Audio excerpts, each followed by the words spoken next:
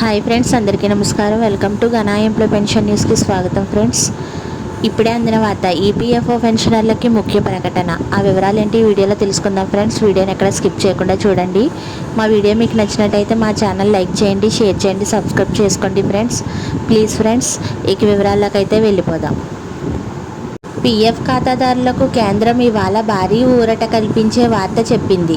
EPF ఖాతాల్ని ఓ దశ వరకు నిర్వహించే, ఆ తర్వాత వదిలేసిన వాటిలో మిగిలిపోయిన డబ్బుల్ని ఆటోమేటిక్గా ఖాతాదారులకు చెల్లించాలని కీలక నిర్ణయం తీసుకుంది.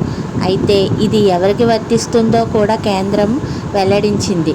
దీంతో వారు ఇకపై ఆ డబ్బుల కోసం పీఎఫ్ కార్యాలయాల చుట్టూ తిరగాల్సిన అవసరం లేదని తెలిసింది.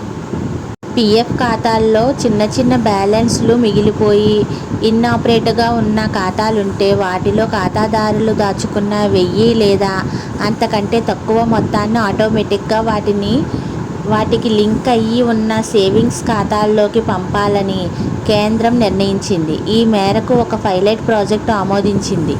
దీనికి ఖాతాదారులు ఎటువంటి దరఖాస్తు లేదా పత్రాలు సమర్పించాల్సిన అవసరం లేదు. 3 సంవత్సరాల పాటు ఎటువంటి చందా చెల్లించకుండా, లావాదేవీ జరగకుండా ఉంటే సదరు ఈపీఎఫ్ ఖాతాను నిరుపయోగంగా పరిగణిస్తారు.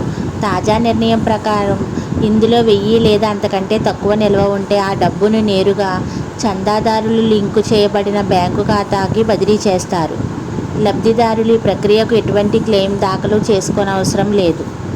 ప్రస్తుతం ప్రభుత్వ లెక్కల ప్రకారం 7 లక్షలకు పైగా నిరుపయోగ ఖాతాలు ఉన్నాయి.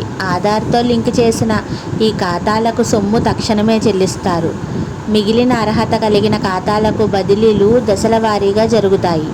ఈ పైలట్ ప్రాజెక్టు విజయవంతమైతే మిగిలిన 25 లక్షల నిరుపయోగ ఖాతాలను కూడా ఇలాంటి స్వయంచాలక వాపసు విధానం కిందకు తీసుకురావచ్చని భావిస్తున్నారు.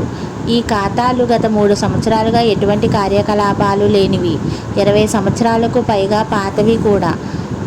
నిధులు సెటిల్మెంట్ను క్రమబద్ధీకరించడం, రాత పని తగ్గించడం, కార్మికులకు త్వరితంగా డబ్బులు అందించడమే దీని ఉద్దేశం.